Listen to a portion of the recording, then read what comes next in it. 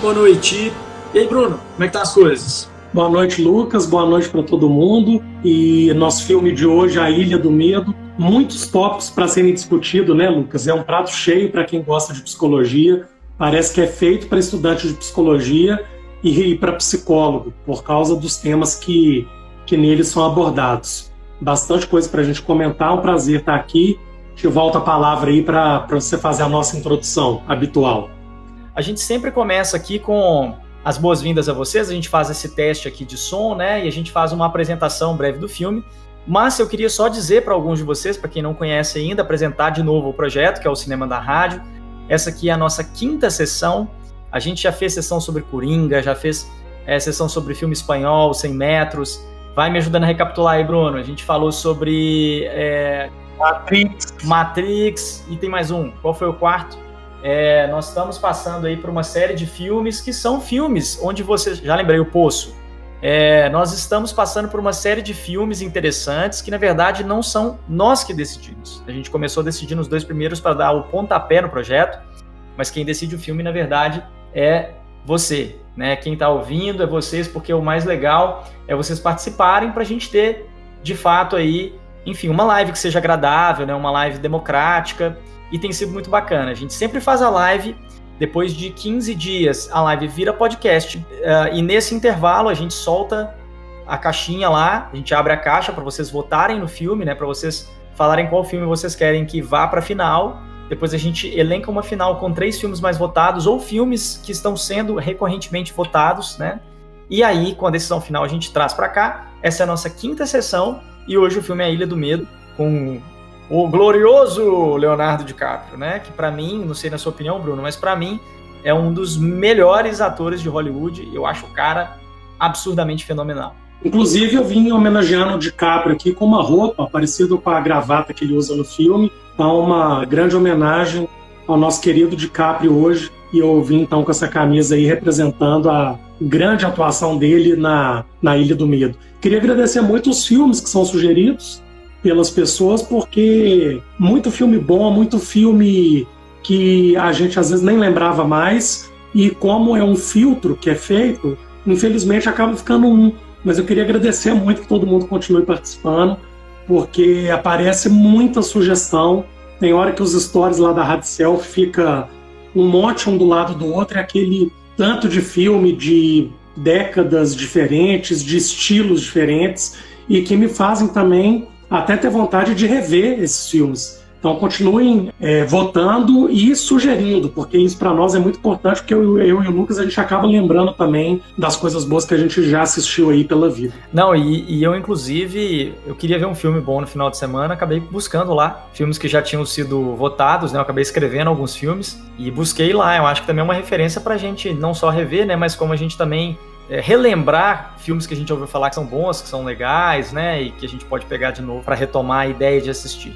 Sugerir aí para quem gosta do DiCaprio e quiser ver outros filmes dele que são muito bons, até por causa da atuação, que é sempre marcante, Gangues de Nova York, que é também do Scorsese, o mesmo diretor da Ilha do Medo, o Gilbert Grape, Aprendiz de Sonhador, que ele tá bem novinho, ele faz uma criança com retardo mental, que ele é o irmão do Johnny Depp no filme, e é algo absurdamente magistral, ele ainda criança, e O Aviador, também do Scorsese, e o Diário de Adolescente, que ele faz um jovem drogado, que também é de assustar a interpretação dele, e depois de várias indicações, ele merecidamente ganhou pelo Regresso. Só para a gente retomar um pouco aí a carreira do DiCaprio, esse grande ator que eu gosto demais, Lucas, demais. Deixa eu te falar uma coisa, enquanto eu estava te ouvindo, eu estava dando uma olhada aqui num resgate em um filme dele, que eu quero mencionar depois também, porque é engraçado que esse filme se chama Ilha do Medo. Mas tem um filme também que ele vai parar na ilha, que ele era muito novinho lá, um filme até mais ou menos, não é um filme tão bom, né? Foi mais pra trás no início da carreira dele, mas se chama A Praia. Você conhece esse filme? Você ouviu falar Na Praia? Nossa, esse filme na carreira do DiCaprio, né, Lucas, é uma grande, todo ator passa por isso, por uma mancha ou por uma escolha ruim, E a praia é demais. A praia, realmente, o DiCaprio de ter ficado fora dessa. Pois é, e foi depois do Titanic, né, cara? Achei estranho ele ter sido chamado e ele ter participado desse filme. Eu comentei isso porque eu dei uma pesquisada aqui só pra conferir, porque é uma praia, mas aqui é numa ilha também, né, se eu não me engano, essa praia. E aí eu perdi, se você falou de 2 filmes que são muito, muito interessantes. O primeiro é o Grande Gatsby. Você falou sobre esse filme? Não. Então, esse é um filme, cara, que eu também recomendo demais, que é um filme do DiCaprio também. Esse filme é de 2013. Cara, é só filmaço, é impressionante. O Lobo de Wall Street, você comentou? Lobo de Wall Street, não. Que é também do Scorsese, tem ali uns 4, 5 filmes que eles fizeram juntos, que é também um filme bastante incômodo, o Lobo de Wall Street, e eu falei do Aviador, e tem também Os Infiltrados, né, que é um filmaço, que é também do Scorsese, é o 5º filme aí da parceria deles, é um filmaço. Foi o filme que consagrou o Scorsese também, um dos filmes, né, porque o Scorsese já teve 14 indicações ao Oscar, e o filme Os Infiltrados foi o filme que ele ganhou. Sim. Né? Eu acho que essa recapitulada toda, e por eu te perguntei a opinião, é que, na verdade, pra mim, o Leonardo DiCaprio é um dos melhores atores de Hollywood. Essa é a minha opinião. Eu acho ele fenomenal, ele faz papel de tudo quanto é tipo, né? Ele faz papel de ação, ele faz drama, né? Você tem lá no Inception, como chama mesmo, A Origem, né, em português, que é um filme de ação, né, cara? Você tem O Regresso, que é um filme também super ali de ação. Você tem A Ilha do Medo, que é um filme de suspense. Você tem, assim, vários tipos de filmes.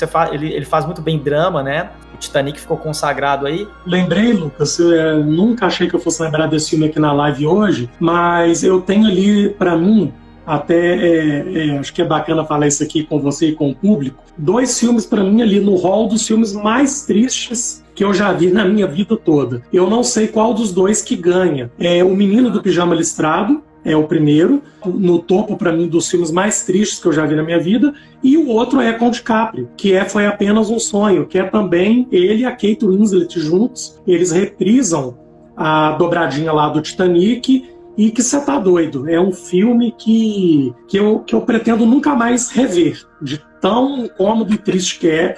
Foi Apenas um Sonho, DiCaprio e Kate Winslet juntos de novo, repetindo a dobradinha lá do Titanic. Muito, muito triste e pesado demais.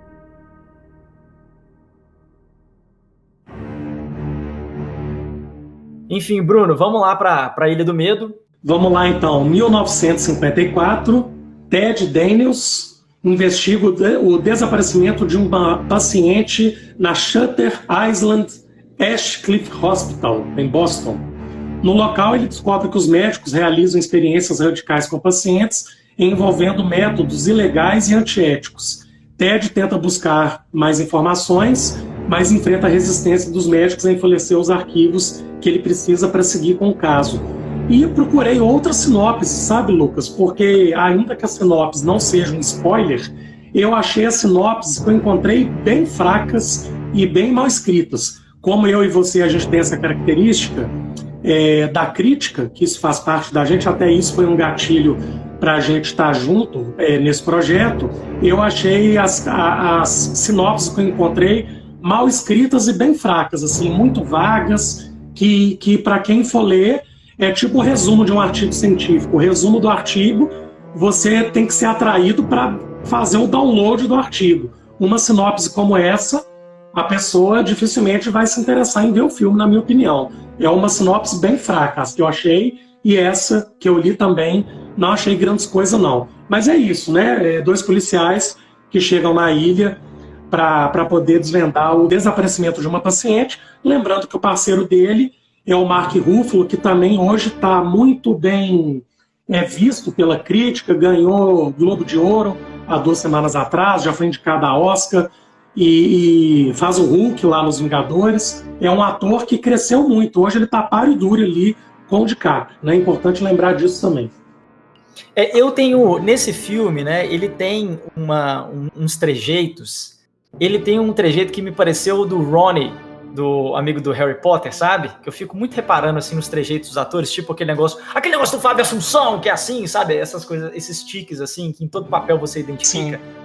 Eu não acho que o dele tem, não, mas nesse filme, ele tem um negócio tipo o Ronnie, que ele tem uma cara meio de inocente. O Ronnie, toda hora, quando ele ouve a Hermione, né, o Harry Potter, ele fala, cara, assim, aquela boca meio de lado. meio inocente, e ele tem meio que isso nesse filme, né? Mas é impressionante quando que na hora, no final, né, no plot twist, lá na hora que ele vira ele se apresenta como psiquiatra, ele tem um semblante muito mais firme, né? Muito mais estável, né? Muito mais confiante. Concordo com você, e ele está falando também um pouco com aquele sotaque do Texas, falando que não tem muito sentido para o filme em si, ele fazer aquele sotaque ali, né? Isso não importa para o filme. Então, certamente, o Mark Ruffalo, que eu gosto muito, tem papéis muito melhores do que esse, sem dúvida nenhuma. Ele está bem coadjuvante, tirando o final, realmente, que você acabou de citar, quando ele se revela como psiquiatra, que ele está ali bem melhor do que o filme em si, durante o decorrer do filme, e o DiCaprio rouba muito mais a cena do que ele, na minha opinião. Com certeza. Bruno, e a crítica, hein? O que você viu aí? Como é que você viu o posicionamento da crítica em relação ao filme? Nossa, Lucas, é tanta coisa para dizer. A gente vai chegar nesse momento da gente falar a nossa opinião, então também vou conter aqui a minha ansiedade e aguardar você trazer esse tópico. Mas vamos então nos ater às críticas escritas e disponíveis na internet por pessoas que trabalham com isso. Dessa vez eu li a do Plano Crítico, li a do Papo de Cinema e li a do Omelete. E em todos o filme super exaltado, muito bem avaliado, com 4 ou 5 estrelas, que corresponde a muito bom ou excelente, e trama muito bem construída, direção muito bem feita, roteiro, atuação de todos os personagens, muitos elogios. Lucas, eu sei que você tem alguns incômodos com o filme, eu também tenho, mas em termos de críticas da internet, todas que eu li elogiando muito, muito o filme, em todos os aspectos, roteiro, direção, fotografia, montagem, tudo. Então a crítica gostou, o filme foi muito bem recebido, ele é de 2010, e em termos de crítica disponíveis na internet, a crítica elogiou bastante o filme. Agora, o que eu e você achamos, aí é uma outra coisa, daqui a pouco a gente fala disso. Mas muito bem elogiado, muito elogiado. Quero ouvir a sua opinião, sim. Eu não tenho tantas ressalvas com o filme, tá? Não é um incômodo tão marcante, não, mas é uma coisa muito interessante que eu queria dividir a respeito do filme. Mas em relação à crítica, por exemplo, eu adoro cinema, cara. Esse foi um dos filmes que eu encontrei mais elogiados e mais bem recomendados pelo Adoro Cinema. A crítica do Adoro Cinema deu nota 5, e os usuários 4,5, 4,6, né? A crítica ali dos usuários. Tem mais de 3.500 críticas de usuários com nota 4,5. Então eu achei muito interessante né, a superestima aí ao filme, não no sentido negativo, né? O filme está muito estimado mesmo pela crítica, e de fato é um filme muito bem amarrado, né, cara? Quando você pega os detalhes de todo o desenvolvimento do enredo ali, ele consegue mesmo te confundir, né? Bom, enfim, já tô entrando na minha opinião, mas pode falar então? Pode. O filme, ele é muito amarrado, né, cara? Então o tempo todo você fica naquela tensão, assim, de duvidar de você mesmo, o que você tá achando. Você passa por várias fases, mas que elas vão efetivamente para cima e para baixo, acreditando que aquilo ali não é verdade, e ao mesmo tempo falando, não, agora eu tenho certeza que isso aqui é uma verdade. Ele tá falando, tá todo mundo contra ele. Ele vai ficar preso lá na ilha, ele vai ficar no hospital, eles estão amarrando ele, não, o que ele tá... Não, peraí, gente, tem uma coisa estranha, né? Então, o diretor, ele consegue fazer esse zigue-zague com a nossa própria cabeça, e eu acho isso fabuloso quando você consegue ser confundido numa trama como essa, que é o objetivo do diretor, né? Te deixar confuso em relação ao que de fato acontece e o que não acontece com o filme. O filme é extremamente envolvente, a tensão da trilha sonora te coloca totalmente dentro do filme. É uma trilha sonora de suspense muito bem feita, né? E bem classicona mesmo, daquele bom, né? Bom, bem filme de suspense antigo mesmo. Tem esse ponto que eu falei, que ele sempre te deixa numa dúvida extremamente complexa. E tem um plot twist, que é aquele final revelador, né, gente? Dá pra considerar que plot twist, porque na verdade, quando você tem um plot twist, é que você acha uma coisa e ele vira outra. No caso desse filme, não é que ele te faz pensar uma coisa para depois pensar outra, mas eu acho que é enquadrado ainda, dá para dizer que é um filme com um plot twist interessante, pelo fato de você não ter a revelação e no final você ficar surpreso com essa revelação. Então tem esse plot twist. Tá, vamos lá. O primeiro ponto, Lucas, é que tem me chamado muita atenção os filmes que estão ganhando a votação. E eu acho que diz muito do momento que estamos vivendo. Isso, para mim, dentro do meu perfil, seria impossível não comentar. Mas a gente tem ali o Poço, que é um terror psicológico da mais alta categoria, e, na sequência, o filme escolhido, A Ilha do Medo. Eu não acho que isso seja só uma coincidência. E isso me fez pensar um pouco no próprio clima do filme, cinzento. Eu estudei um pouco sobre paleta de cores já em relação a filmes. Esse ambiente cinzento, sombrio, estamos vivendo tempos sombrios e cinzento, né, Lucas? Estamos vivendo tempos muito sombrios. Então, acho que se a minha vida ela está tendo um aspecto, um lado sombrio muito, muito evidente, é natural que eu agregue a isso filmes também que têm essa mesma característica. Então, isso, primeiramente, me chamou muita atenção, os filmes que têm ganhado, e eu acho que reflete muito como a gente está, de maneira geral, não só quem escolhe o filme, quem vota, como todos estamos com essas notícias, a cada dia que a gente dorme e acorda, o recorde de mortes que é batido a cada dia. Então, nunca tivemos tão mal como estamos agora, nesse dia, hoje, dia 17. Então, isso, na minha forma de ver como psicólogo, tá muito relacionado aos filmes que são escolhidos. Eu já havia visto, eu acho que isso também marca uma diferença quando a gente revê ao filme que é escolhido ou vê pela primeira vez. E aí eu tentei trazer ao meu momento presente, e aí eu consegui lembrar do seguinte: eu vi pela primeira vez esse filme quando eu já tinha ali 5 anos de formado, formei em 2005, ele é de 2010, eu vi logo que saiu, e fiquei pensando, né, o que para o Bruno ali de 5 anos de formado, psicólogo, já amante do cinema, já admirando o DiCaprio, o Scorsese, muda para rever esse filme 10 anos depois. E aí o que eu consegui entender dos incômodos, continuo achando, bom, gostei muito, é um filmaço, muito bem feito, eu gosto muito dos atores, gosto muito do Scorsese. Eu faço um adendo aqui para Michelle Williams, que é a esposa do DiCaprio, que está muito desperdiçada, porque ela mal aparece, e, enfim, né, poderia até ser uma outra atriz que tivesse feito a esposa do DiCaprio, a Dolores, e não uma atriz com o porte da Michelle Williams, que nesses 10 anos cresceu muito, e tem aí obras que vale muito a pena ser vistas depois. Quem se interessar pode pesquisar pela obra dela. Mas eu acho que o que incomoda é justamente o que é o fator sedutor do filme, que é deixar o espectador confuso. Eu acho que eu vou conseguir explicar isso para você e para os ouvintes, Lucas. Nesse momento, para mim, é como se eu não quisesse coisa muito confusa, não. Então, por mais que isso seja a grande virada do filme, que tudo aquilo que está confuso se explica dentro da esquizofrenia, da psicose do DiCaprio, é como se hoje, para mim, isso fosse mais incômodo do que foi há 10 anos atrás.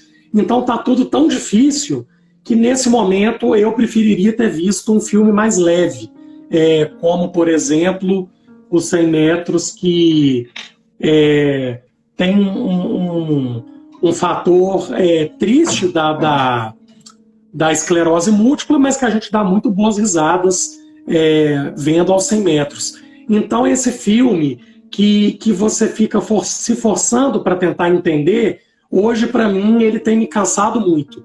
Então, eu acho que em alguns momentos ele é extremamente confuso e fica com peças soltas. Eu não sei se realmente explica tanta coisa assim, explica tudo que era para ser explicado, mas para mim, nesse momento, ele causa muita angústia, né, Lucas?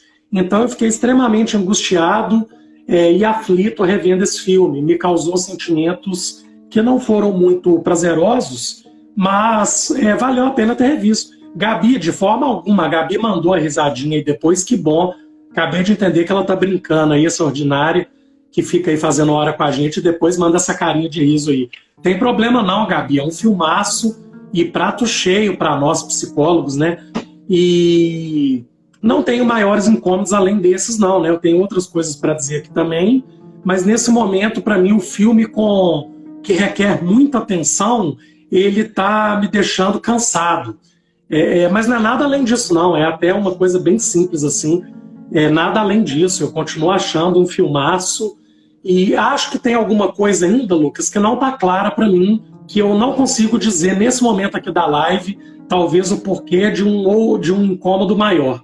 Não é muito claro para mim. Eu ainda tenho que tentar descobrir. Aí eu te devolvo a palavra, depois eu tenho mais algumas coisas para trazer aqui também. Show. Ó, se alguém quiser, faz aí a solicitação para entrar aqui ao vivo com a gente quer ouvir a opinião de vocês. Isso aqui é uma interação nova que a gente está pondo, para ouvir um pouquinho de vocês no início e ouvir um pouquinho de vocês no final também, para vocês participarem junto com a gente.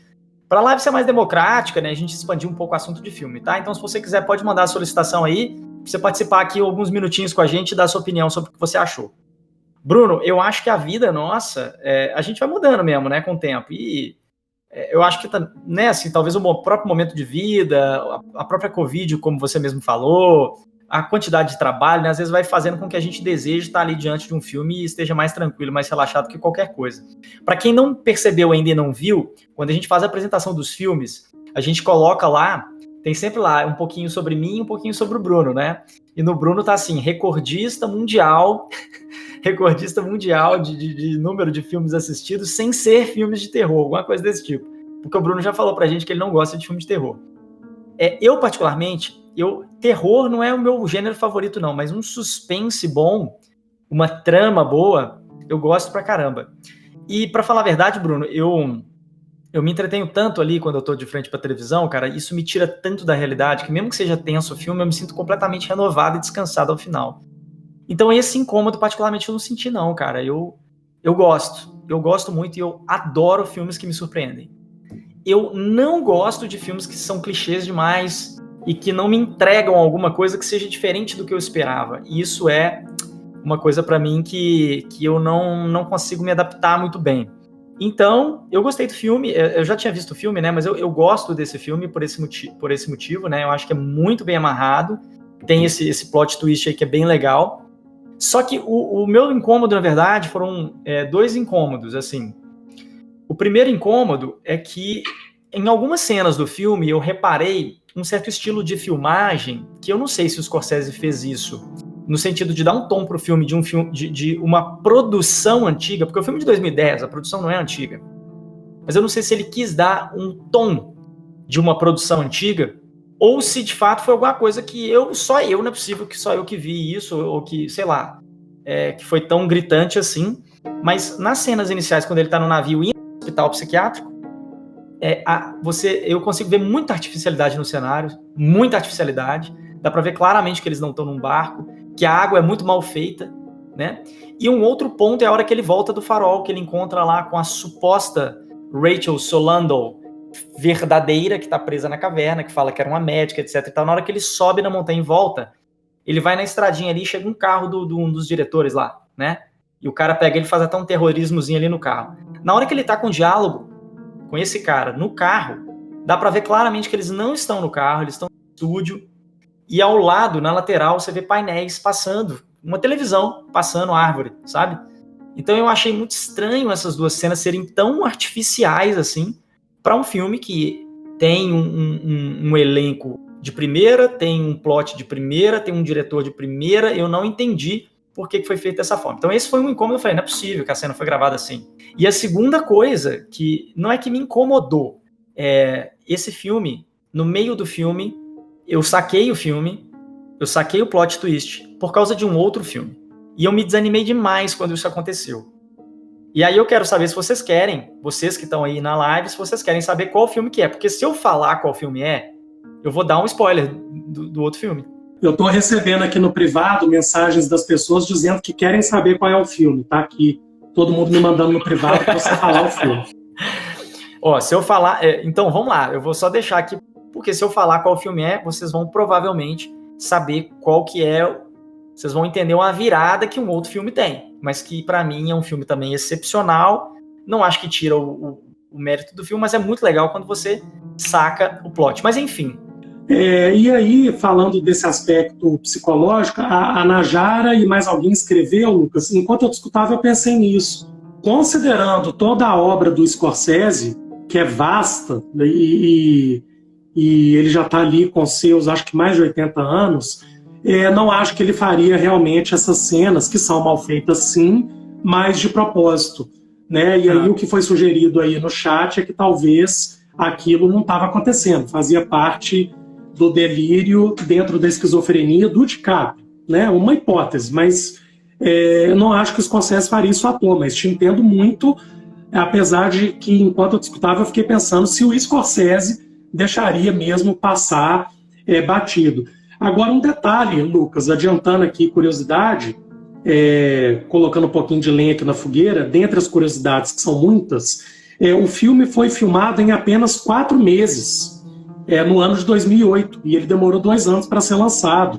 Então talvez a pressa e a rapidez com que o filme foi feito pode certamente também influenciar numa falta de qualidade em termos das cenas aí que você trouxe, de soar para a gente como muito irreal e muito estranha. Só um comentário aí, a Alexandra colocou do exorcismo de Emily Rose. Você tá doido, Alexandra? Nós vamos parar a live aqui e rezar um Pai Nosso agora para continuar com a live. Um Pai Nosso, uma Ave Maria. E eu não vejo, gente, nem a pau esses filmes. Exorcista de jeito nenhum, nunca vi, nem o lá da década de 70, não vi remake. Exorcista de Emily Rose de jeito nenhum. Não vejo aqueles lá, Annabelle. Você tá doido, gente. Invocação do Mal. Isso para mim é piada. Não vejo de jeito nenhum. O Exorcista, inclusive, vai ser relançado aí em breve.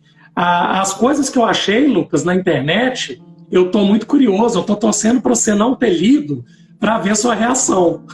Ô, Lucas, eu achei mais de um comentário sobre isso. Tô doido para ver sua reação aqui agora. E para os psicólogos aqui que nos escutam. 2 das críticas que eu li, das coisas que eu busquei sobre o filme, afirmam muito categoricamente que o filme foi usado a técnica do psicodrama com o paciente, com o DiCaprio. Então, isso me surpreendeu muito quando eu li, quando tá lá, desvendando o filme A Ilha do Medo. Aí eu tô muito ansioso também para escutar as pessoas aqui da live, os psicólogos e psicólogas, dessas críticas que afirmam que aquilo lá era um grande psicodrama, que, para quem não sabe, é uma técnica, um recurso da psicologia que foi desenvolvido ali pelo Jacob Levi Moreno, e o psicodrama é uma abordagem da psicologia que é uma vertente humanista e que você faz encenações. Então ali as enfermeiras, os médicos estavam participando do psicodrama ou das encenações, contribuindo com o tratamento do DiCaprio. Isso me impactou muito, Lucas, quando eu li. E no final também há controvérsias se ele estava fingindo ou não para o psiquiatra, que é o Mark Ruffalo, se ele estava ainda dentro do delírio ou não.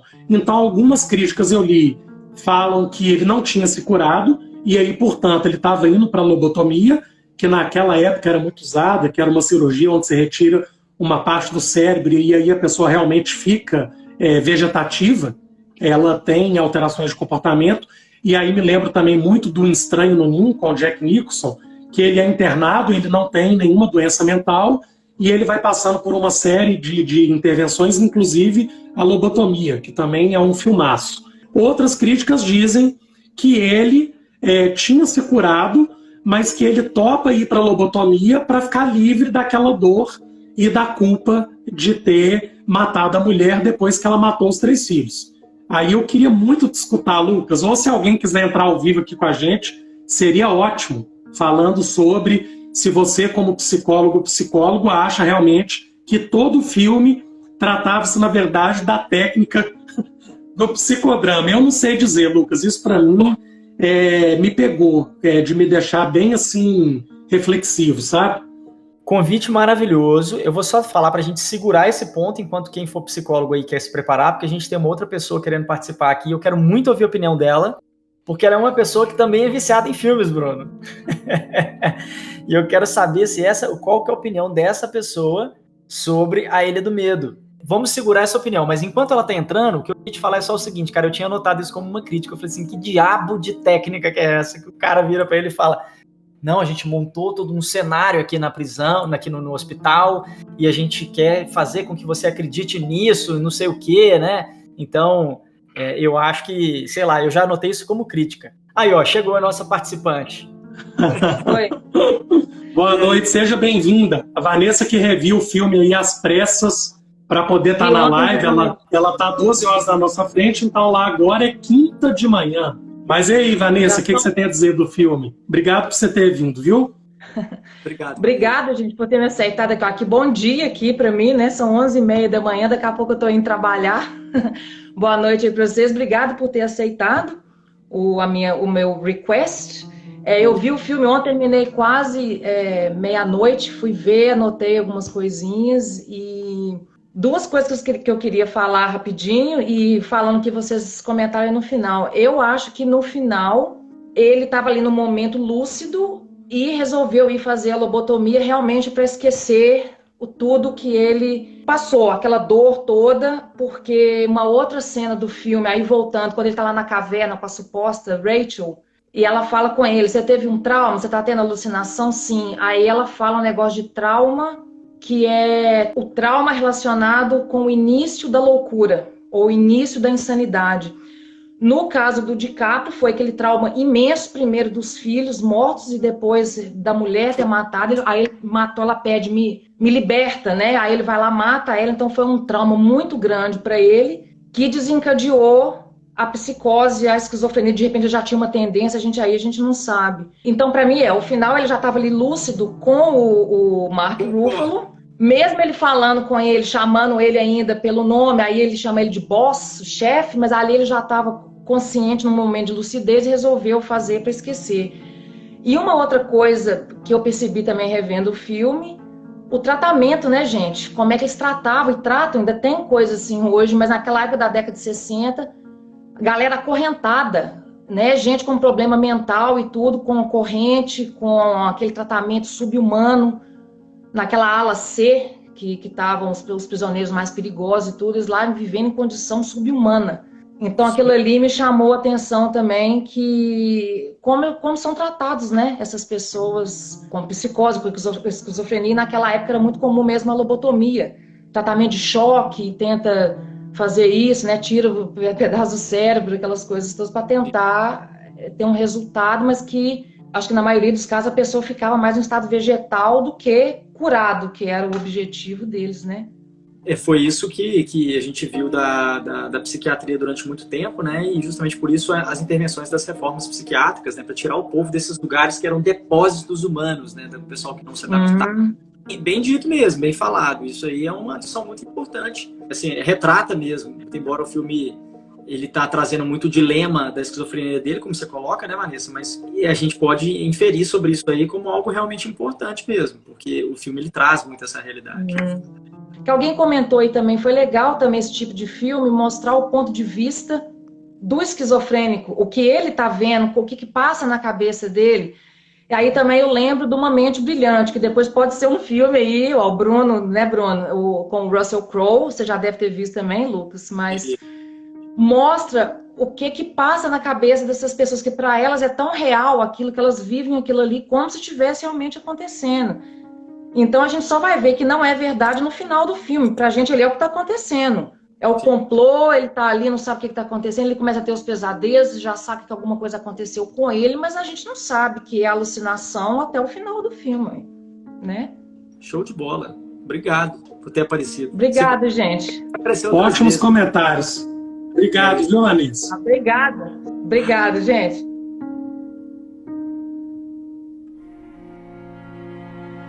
Nessa discussão aí, Bruno, assim, eu acho muito interessante na questão da psicologia em si, né, entender essa contribuição aí que a Vanessa traz, que é muito legal, a gente pensar o seguinte, que, na verdade, o delírio, né, cara, ele é uma tentativa de estabilização, né? Ele é uma tentativa de estabilização onde a pessoa, ela faz um esforço para estar dentro da realidade. O Cop, ele costuma falar que a loucura é uma tentativa de retorno. Essa é a frase que ele usa, a loucura é uma tentativa de retorno. E eu acho isso muito interessante quando a gente pensa, enquanto pessoas que praticam em uma mesma trabalho, uma mesma abordagem, a gente acredita muito no ser humano, né, e no poder que ele tem enquanto um ser que busca tanto a sua proteção e manutenção quanto o seu enriquecimento.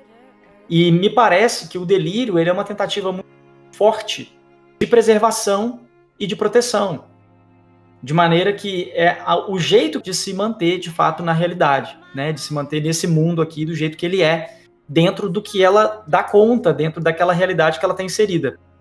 Essa seria uma possível leitura do delírio, né? E aí, quando a gente pensa nisso, é muito interessante, porque esse comentário da Vanessa leva a gente a pergunta. Então, se o delírio é o retorno à realidade, e que, na verdade, ali a tentativa de retorno, né, e que eles fazem um trabalho para que ele consiga, de fato, voltar à realidade, que é entender que houve ali um crime, né, que ele sente aquela culpa, que ele viveu mesmo aquela constatação de que a mulher matou os filhos. Na hora que ele se dá conta disso, o que ele faz? Ele fala, putz, então era isso mesmo, tem a culpa, não quero. E ele se entrega à morte em vida, né? Que seria a lobotomia. Ele preferiu morrer do que sair do delírio. Ele não tendo delírio para se apoiar, ele preferiu a morte. Ele faz uma comparação exatamente na hora que ele levanta ali, que o psiquiatra fala, então tá, boss, que ele fez um sinal lá para os guardas entenderem que ele não teria mesmo uma condição de permanecer como estava, mas para mim não existe esse dilema. Ficou bem claro para mim no filme de que ele escolheu lucidamente, ele estava fora do delírio, ele escolheu lucidamente a lobotomia, ele falou uma frase com o psiquiatra. Isso, aí olha o Gu Costa, ó. O que poderia ser pior? Viver como um monstro ou morrer como um homem bom? Exato, exatamente isso. Ou seja, essa frase mostra pro psiquiatra assim, cara, eu escolhi morrer como um homem bom, né? E não viver como um monstro mais. Era a denúncia do momento. Na minha cabeça não tem dilema de o que aconteceu ali, se ele estava delirante ou bem claro que ele não estava delirante. Eu gosto muito da ideia também dele ter optado pela lobotomia conscientemente. Aí eu estou de acordo com tudo que você falou e para mim também não haveria esse dilema. E acho que agora com os argumentos, tanto da Vanessa quanto o seu, acho que agora que essa opinião minha em relação ao filme faz ainda mais sentido. Como você citou o Kopp, Lucas, ele também tem uma frase que eu gosto muito de patologia, que é a loucura, a psicopatologia é o disco do afeto arranhado. Essa frase do Kopp eu acho genial, porque ele está falando do vinil, né? Talvez aqui nem todo mundo conheça o vinil, mas o vinil, quando ele está arranhado, a música, a agulha não avança. E ela não faz a leitura da música, ela fica pulando no mesmo lugar. Então isso é genial.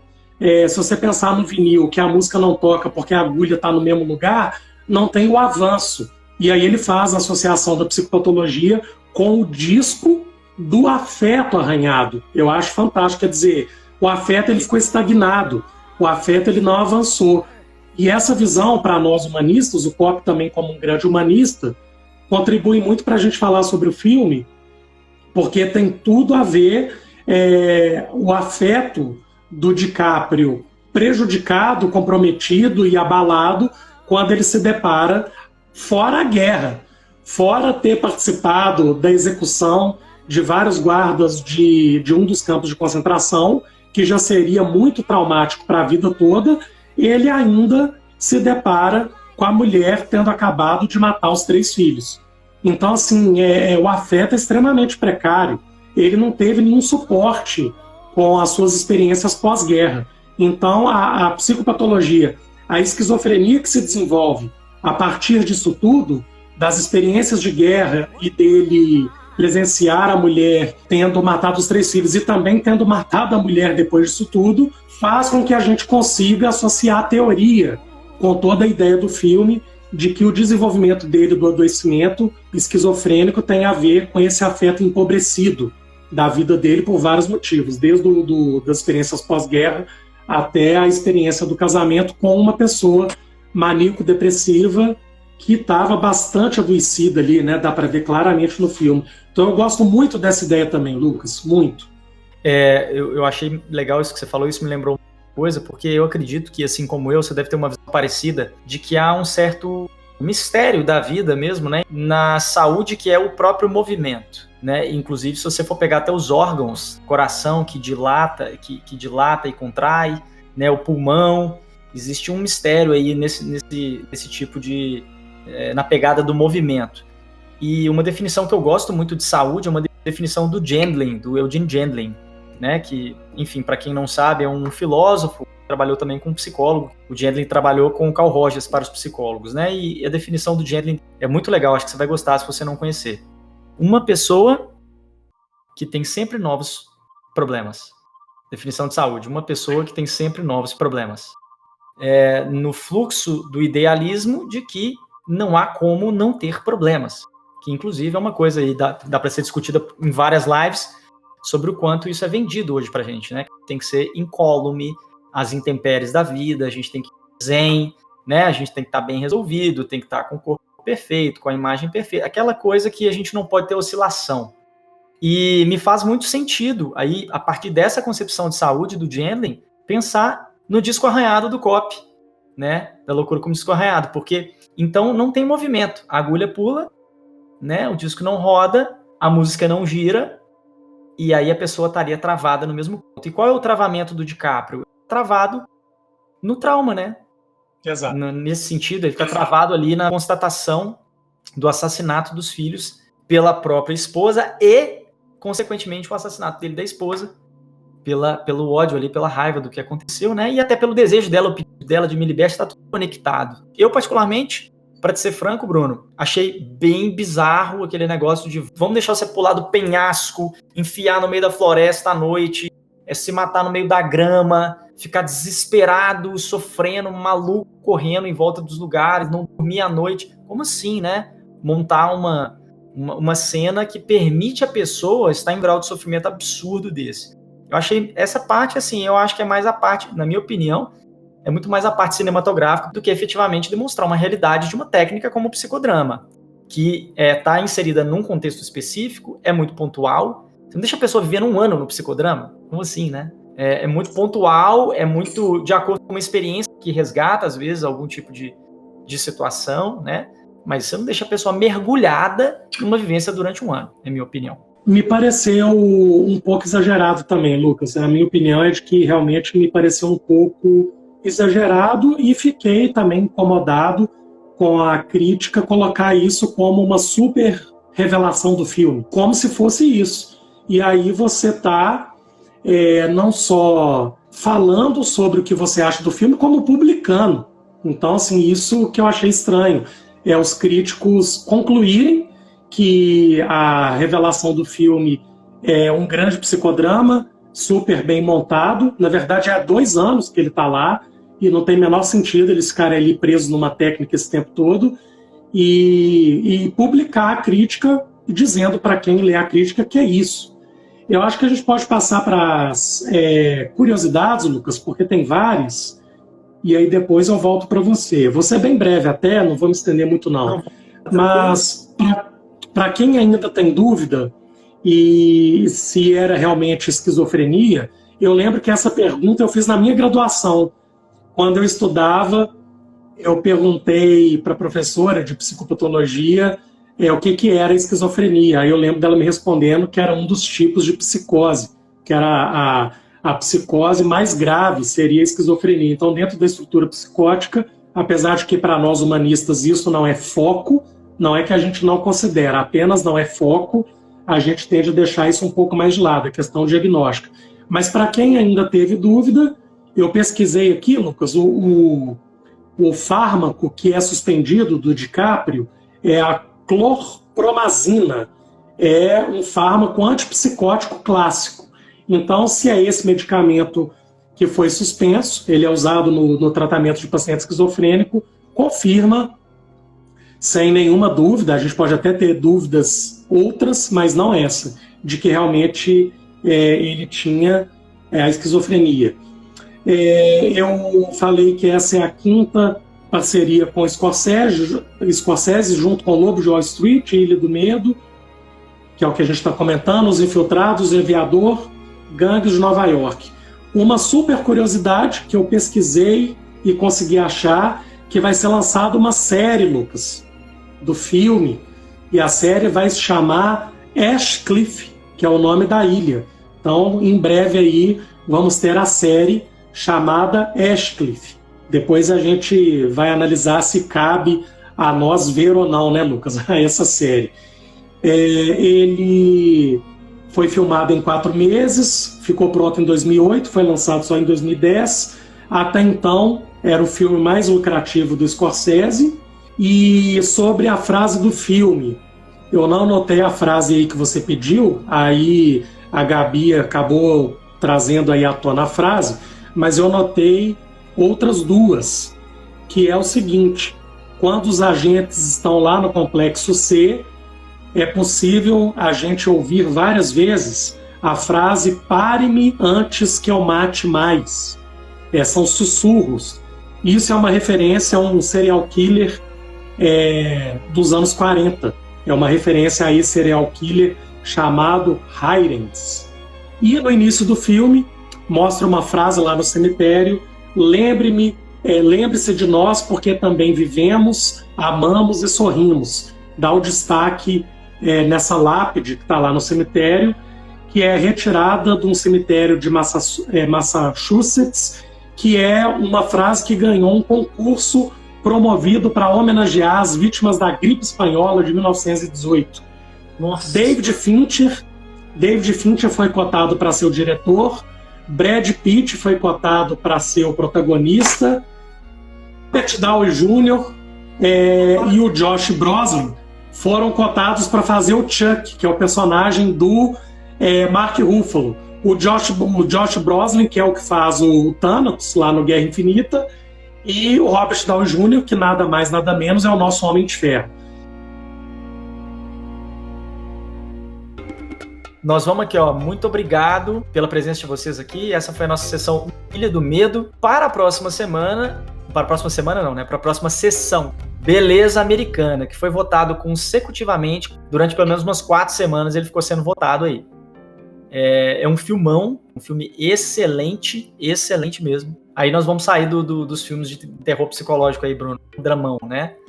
É um dos meus preferidos, Lucas. Esse Beleza Americana, para mim, é obra-prima. É genial. Muito, muito bom. Já vi não sei quantas vezes, vou rever para a live, sem dúvida nenhuma. Então é isso, meu povo. Olha, semana que vem, quarta-feira, esse episódio em podcast. E daqui a 15 dias, sessão número 6, filme Beleza Americana, tá bom? Muito obrigado. E se vocês quiserem na próxima participar ao vivo com a gente, essa aqui é uma nova forma que a gente está tendo de interagir com vocês.